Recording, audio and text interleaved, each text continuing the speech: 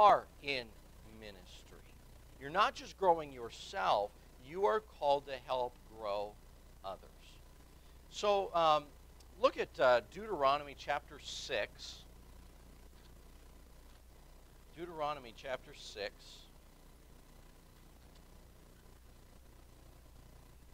Verse 4. Hear, O Israel, the Lord our God is one Lord. And thou shalt love the Lord thy God with all thine heart, and with all thy soul, and with all thy might. And these words which I command thee this day shall be in thine heart, and thou shalt teach them diligently unto thy children, and shalt talk of them when thou sittest in thine house, and when thou walkest by the way, and when thou liest down, and when thou risest up, and thou shalt bind them for a sign upon thine hand, and they shall be as frontlets between thine eyes, and thou shalt write them upon the posts of thy house and upon thy gates. And it shall be, when the Lord thy God shall have brought thee into the land which he sware unto thy fathers, to Abraham, to Isaac, and to Jacob, to give thee great and goodly cities which thou buildest not.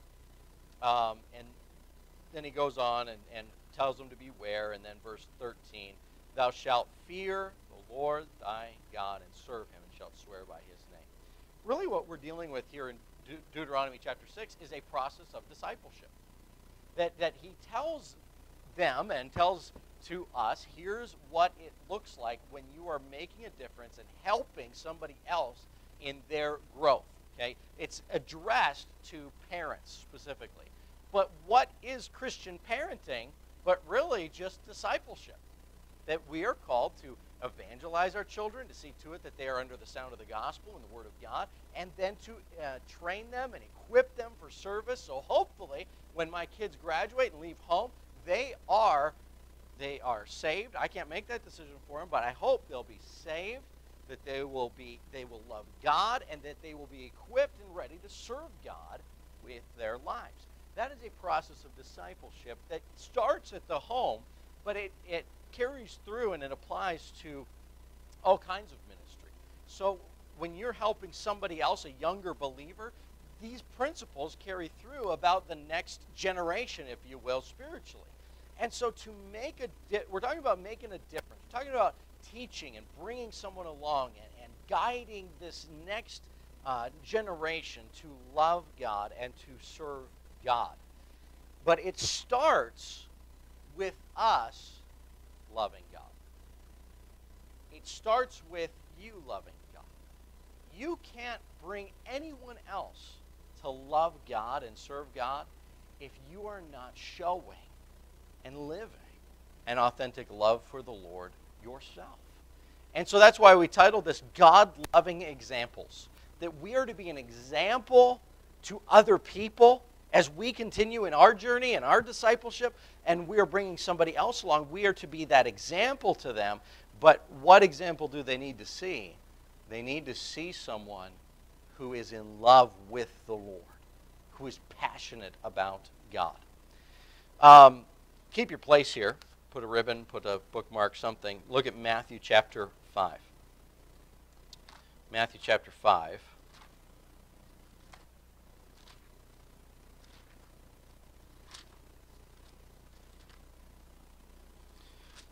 This is the conclusion of the Beatitudes, part of the Sermon on the Mount here. Matthew chapter 5, verse 13. Ye are the salt of the earth. But if the salt have lost his savor, wherewith shall it be salted? It is thenceforth good for nothing but to be cast out and be trodden under foot of men. Ye are the light of the world. A city that is set on a hill cannot be hid. Neither do men light a candle and put it under a bushel, but on a candlestick, and it giveth light unto all that are in the house. Let your light so shine before men, that they may see your good works and glorify your Father which is in heaven. So the thing about, what's the point there? If you live the Beatitude life, the life that Jesus said, here's what I want my disciples to look like. I want my disciples to be poor in spirit and humble. I want my disciples to be meek and not like fighters and all defensive and stuff. No, you be meek and allow the Lord to fight your battles. My disciples should be those who have a hunger and a thirst for righteousness, those who are merciful, all of these things. He says, if you live that life, you will stand out from the rest of the world. That is a life that is very different.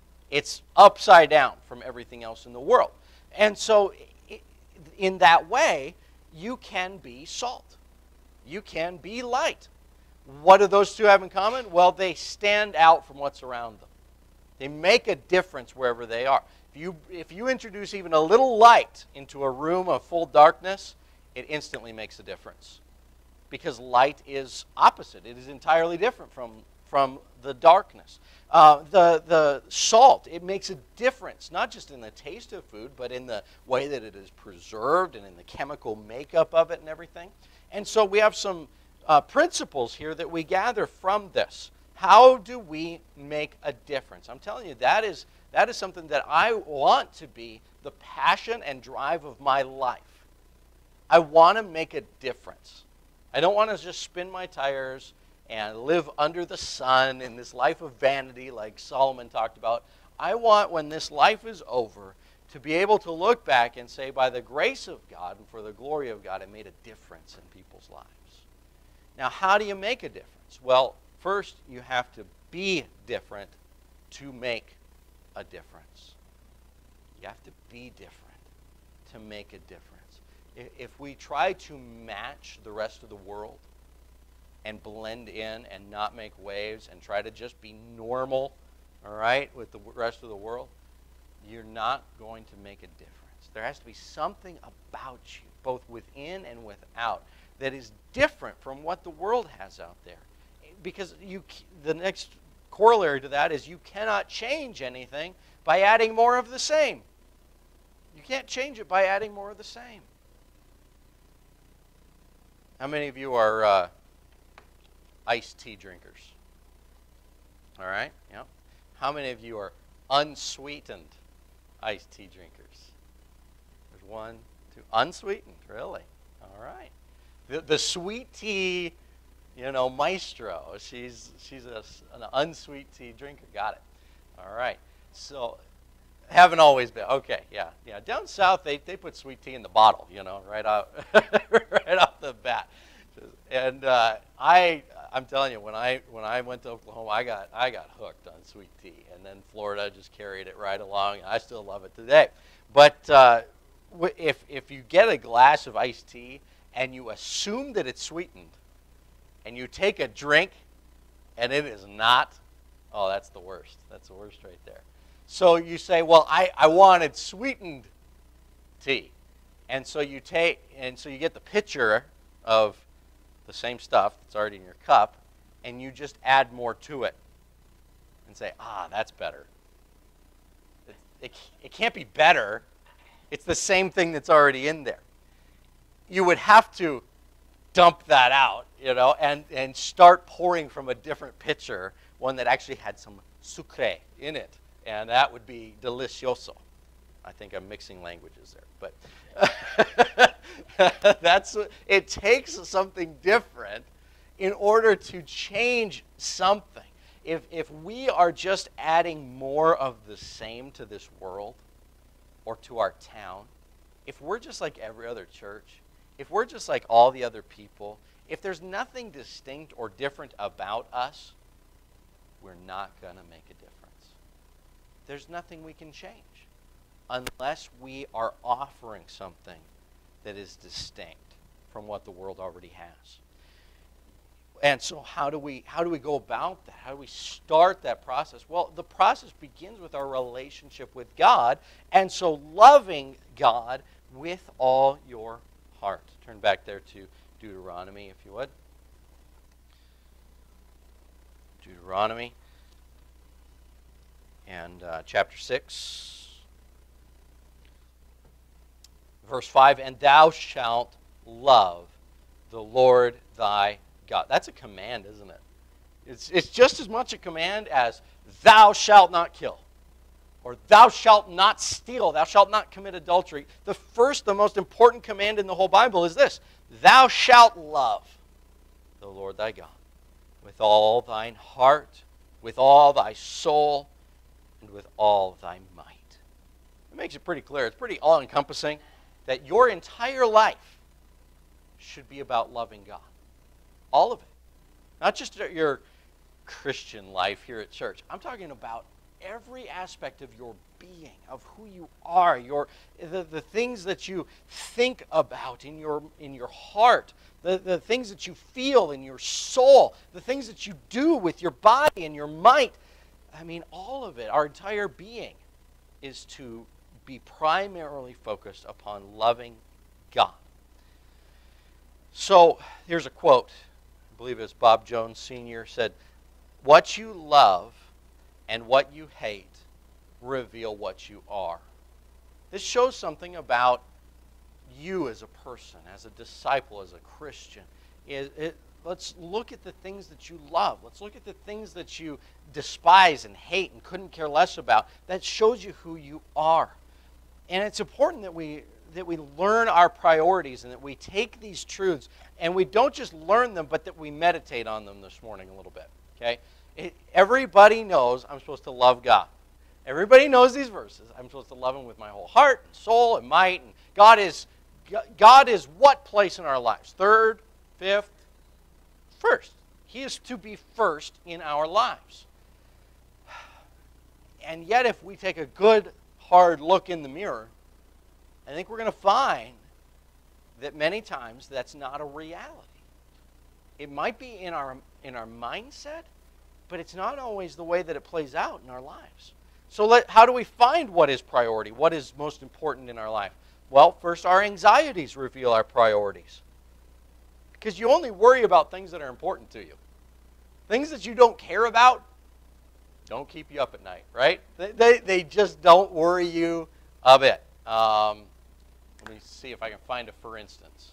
You know, if you don't have a ton of money in the stock market and you see on the news that the Dow Jones just really tumbled and the stocks plummeted this week or whatever, you're probably not going to go, "Oh no, this is terrible, my life savings." No, your life savings isn't even there. And so you don't care about it, you don't worry about it, because it's not a priority to you.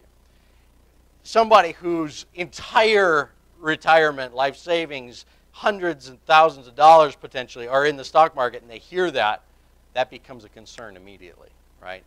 Because it's more of a priority to them. It's something that they care about. What are the things, and you don't answer out loud, but what are the things that you worry about? What do you think about? What keeps you up at night? You know, those tend to be the top priorities of your life. Okay? Our preoccupations reveal our priorities. Okay, meaning, what do you spend your time on? What do you spend your money on? What do you burn your energy doing? What are your pursuits? I'm convinced that if I could take your checking register or your statement at the end of the month or whatever, I would be able to pinpoint several priorities in your life based upon how much money you put towards what. And you'd be able to see, oh, this person's really invested in their house, right? Not a bad thing, but this person is making payments on a bunch of toys. They love their fun. Again, not a bad thing. But I'm telling you that, and you know, my brother, he spends everything on his Cabela's card so he can get points to Cabela's so that he can buy all of his hunting equipment and stuff. I wouldn't be surprised at all on a monthly basis to see Gander Mountain Cabela stuff on his registry, because that's important to him. It's a priority to him, right? I'm not saying it's the most important thing, but those are the types of things that help us evaluate, okay, what are my top things that I care about, that I'm preoccupied with, that I do on a regular basis? And once we identify those priorities, then we can start to stack them up against, well, how do those measure with my putting God in priority in my life? How does that measure up? Do I care more about God and the things of God than the energy that I put into these other aspects and things of life? What are my preoccupations? Another thing that can reveal your anger or reveal your priorities is what you get angry about. Okay, what displeases you? You know, what makes you, what just irritates you? Is it when something breaks at home? Does that just flame you up? You know, or if something gets wasted or broken or whatever, and that represents a possession and money in your life and stuff and an investment, and it's frustrating because that got broken there. You know, does that anger you? My iPad that I do everything with, I've had for years, it has a big crack on it now, and it got shattered over here. You know, this is my tool. This is something I work with. And, of course, the kids just think it's a toy, right? And they've been very careful with it and stuff. But, you know what made me angry was not so much that the screen got cracked, was that one of my kids tried to hide it from me, tried to deceive me and hide the fact that they had done it. That concerned me more than the possession. Okay, that's what I'm talking about. What angers you? Is it more spiritual things, or is it physical things, material things? What is it that really gets under your skin? Sometimes anger is appropriate, but a lot of times it can be fleshly too. So we all have interests. We all have priorities in life.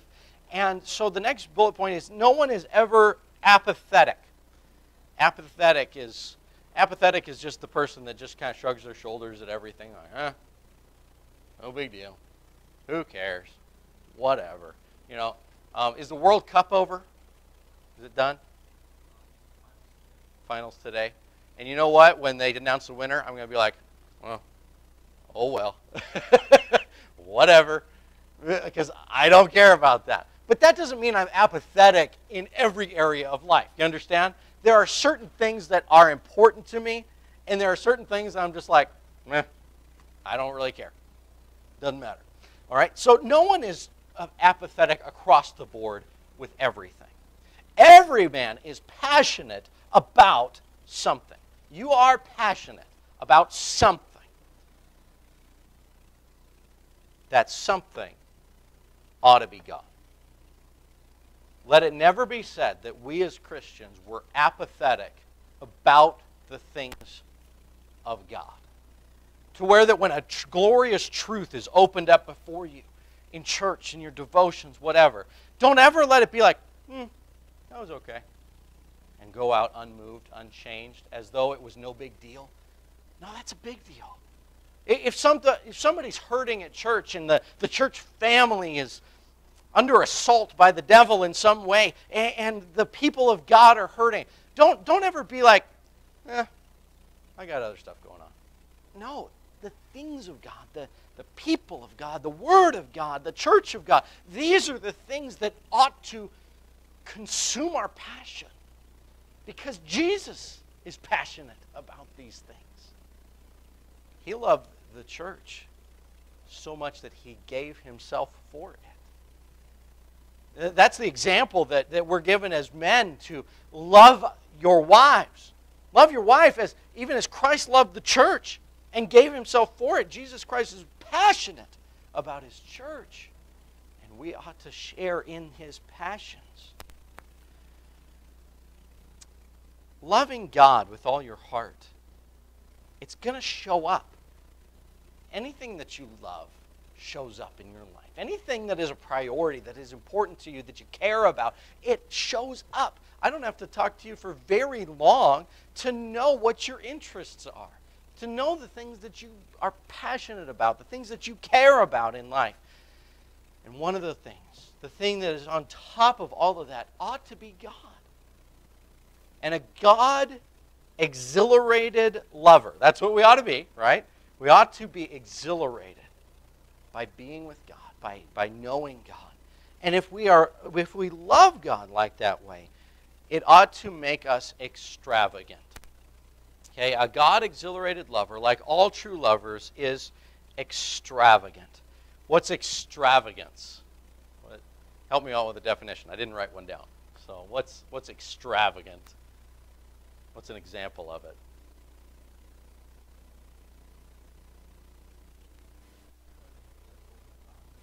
Kind of over the top.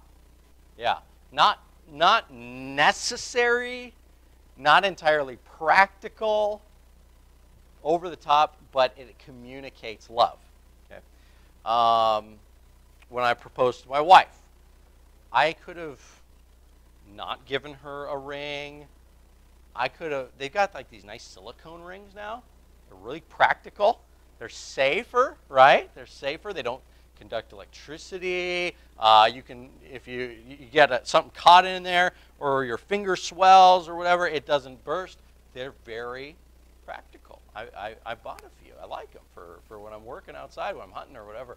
And I'm telling you, I could have just got her this nice plastic silicone ring and it would look fine. It would look fine. You're shaking your head. No. Practically speaking, that would be just fine. But not from a love aspect. Not from a love aspect. What communicates love? Extravagance, right? Gold, diamonds, stuff like that that is totally impractical. But it says, I love you. And so that's what we went with. And I didn't do it grudgingly. I was excited, man. I was excited to put that ring on her finger and see that diamond sparkling. And it's wonderful. Same here. I certainly don't need a white gold ring that's worth hundreds of dollars. I would be fine with nothing or a plastic band. But it communicates love. Everything that we love, we have no problem being extravagant with it. Everyone we love, have no problem being extravagant with them. I mean, this week for VBS, my kids kept coming up to me, Dad, we need pennies. We need money for the offering, little Maddie, I need money. Like, it begins. And she's asking for money and stuff. And I'm telling you, I'm just opening I'm like, take it, take the money. And plus, I know that it's going to the church, it's going to the VBS, it's getting them engaged in all of this. I'm just like, man, take it. When my kids want ice cream and we want to do something fun like that, and I might say, look, ice cream is not healthy. Ice cream is impractical. There is no nutritional value whatsoever in it. But we don't do that, do we? We say, let's do it. Let's do something fun today because I love you. And we're gonna do something a little extravagant. And yes, ice cream can be extravagant. Absolutely. It can be. Okay. Am I extravagant with God? You will be extravagant with who or what you love. You will. You will spend money on them. You will spend time with them. You'll go over the top, above and beyond, because you love them. Are you extravagant with God? Let's start this. I don't know that we'll finish it, but look at a few people that were extravagant. John chapter 12. Let's look at Mary.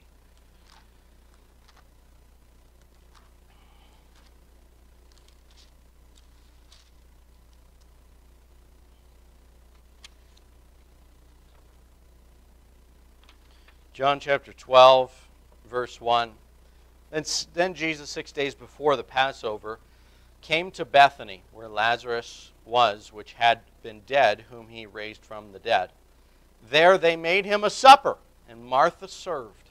But Lazarus was one of them that sat at the table with him.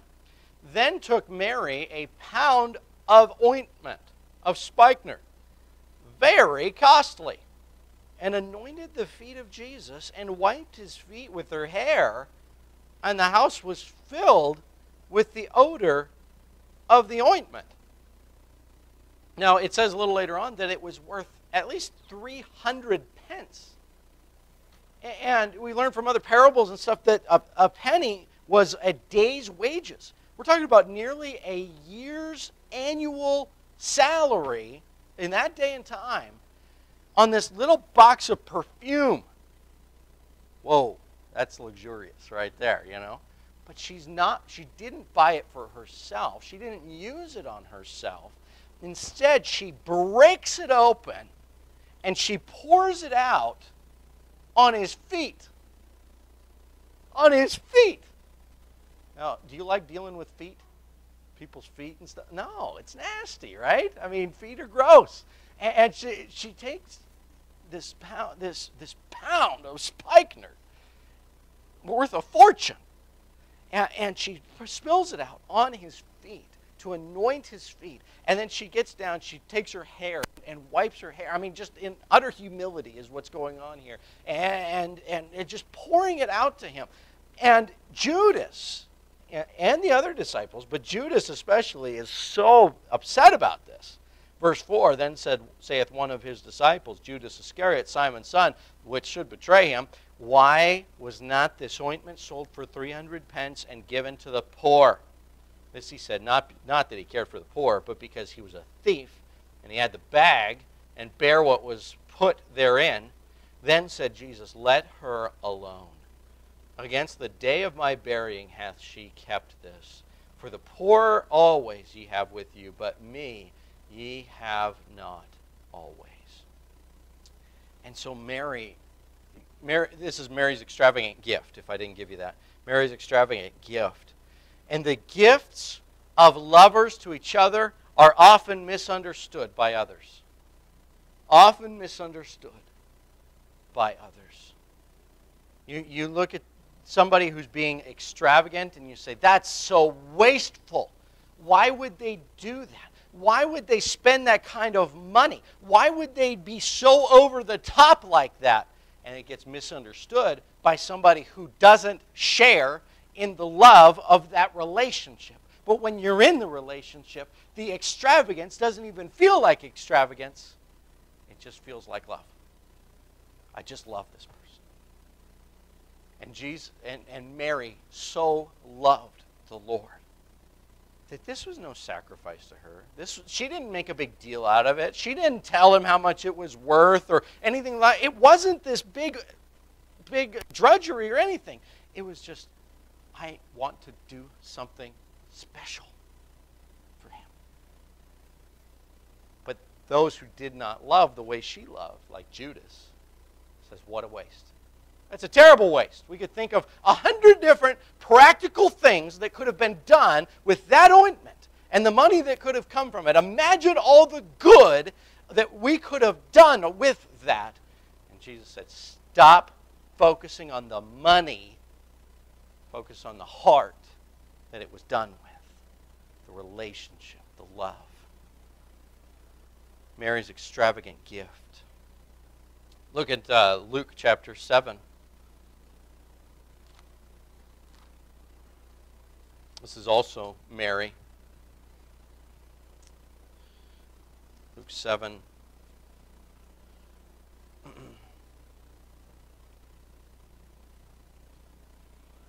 Where am I at?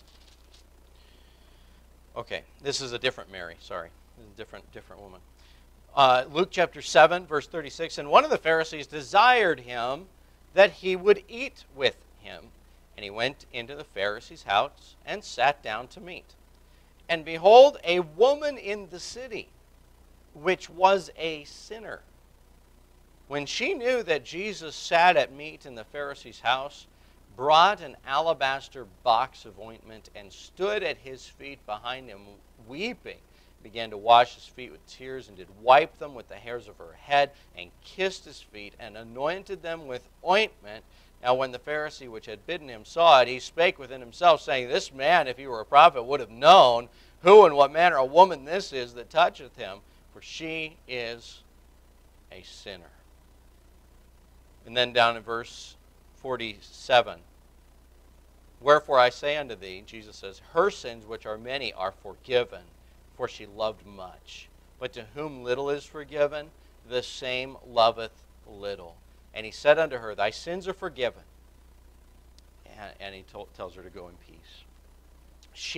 The blank is this, she had experienced extravagant forgiveness.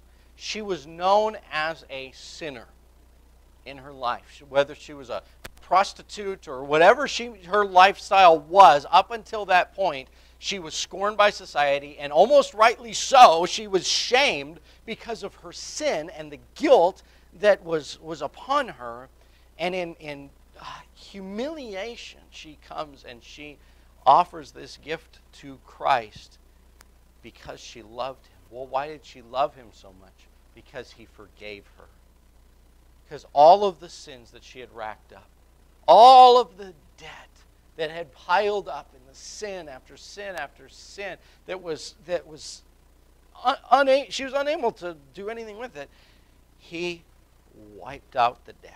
He cleansed her of the sin and forgave her everything. That was over the top of Jesus to do. That was over the top. The forgiveness that he gave to her and to you and to me. It was extravagant. It wasn't practical. Justice would dictate that she be punished, right? Letter of the law says she ought to die. She ought to not only die, she ought to be judged for her sins and spend eternity in hell. Okay? Us too. But instead of practicality, letter of the law, Jesus looks down in love, gave himself, and wiped out the debt. That was an extravagant act of love, of forgiveness. And so nothing but an extravagant gift would be appropriate in return. It ought to be something of deep value and of deep priority to her. And so the last bullet point there is the only reason we do not love God passionately is that we have not contemplated the extent of his unspeakable gift to us. Look at 2 Corinthians chapter 9.